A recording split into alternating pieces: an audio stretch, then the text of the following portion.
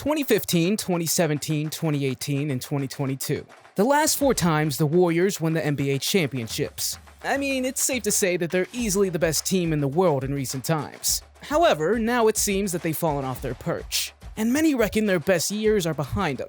Or is it? Today we're talking about the Warriors, and whether they can bring back their glory days. I know y'all must be wondering, how exactly can they do that?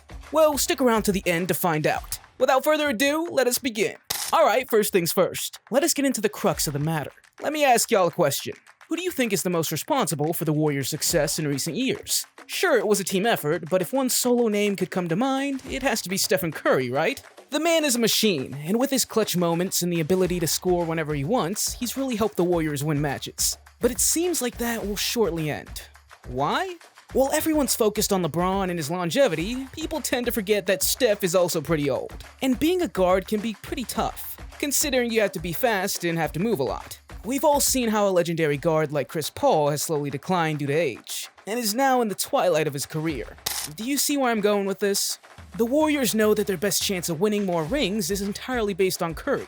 They know that they're on limited time, and they need to build a more powerful squad surrounding Curry so that they win more trophies. Trust me, this limited time scenario will really help motivate the Warriors, and I'm sure they'll win something soon again. So to answer the question, yes, in my opinion, the Warriors will bring back their glory days. I'm not going to say an exact time, but I'm sure it's going to be in this season or next season. But it's not a matter of when they'll do it. It's about understanding how they will be able to achieve this mammoth task. So now let's discuss how the Warriors can change things up coming into this new season. First of all, I'd like to point out that the current lineup's pretty decent, and you can win a championship with it. Yes, you heard that correctly. Like for example, players like Steph, obviously, Draymond Green, and Jonathan Kuminga are guaranteed starters for the team. And the team should be built around them. Andrew Wiggins also serves as an excellent forward. But besides these 4 main starters, and of course players like Moody, Trace, and Looney, the Warriors can win the championship, provided that they get a marquee replacement for Klay Thompson and a decent young guard to replace Chris Paul.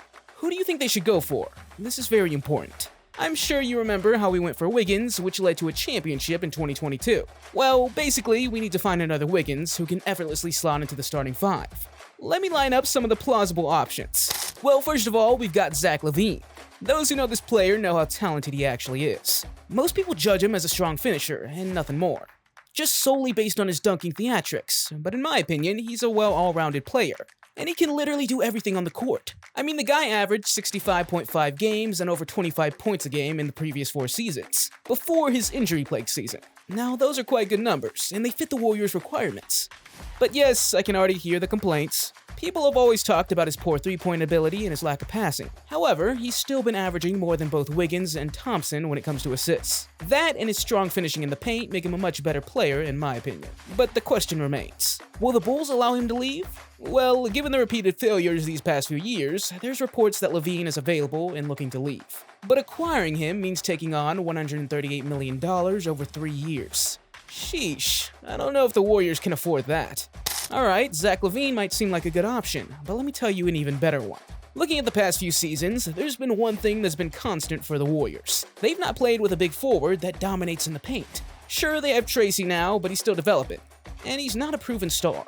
In my opinion, acquiring a big forward will truly transform the Warriors, and it'll leave an impact similar to what KD had when he joined the Warriors. And who better to do that than Brandon Ingram? He's at the peak of his career right now, and he's a big who can shoot and drop dimes. Sure, he might not be that good beyond the arc, but trust me, he's an amazing mid-range shooter. And the best thing about him? He has 1 year left on his contract worth $36 million, and will seek a significant extension after that. Warriors can easily swoop him up and sign him. Next up, we have Deonte Murray. Murray, who will turn 28 this year, is an amazing player, and he just had the finest season as a professional. Some of you might not rate him just because of the fact he plays with a player like Trae Young, and he gets overshadowed by him. But trust me, he's a solid game closer and a consistent scorer. That's not all. He's also quite decent with defense. And standing at 6'5", he's also the perfect frame to play next to Curry. I'm telling you, he's got the makings of a star. What's even better is the fact that this supposed partnership with Trae Young isn't working, and the Hawks might want to cash him now to trade for another better-suited player. The Warriors can get him if they want. Now let's look at the Warriors from another angle. We've already decided that the Warriors need a big player who will really help them get points and boards. But up until now, we've been talking about different big forwards. Why not get a big center too? Step in Miles Turner, who has by far proved himself in the league now. He's been a staple in the Pacers' defense and offense in the paint. and I'm sure he'll be an instant hit if he moves to the Bay Area. I mean, the fact that he's 6'11", can hit open threes, and is a decent rim protector alone can make the league's best number 5.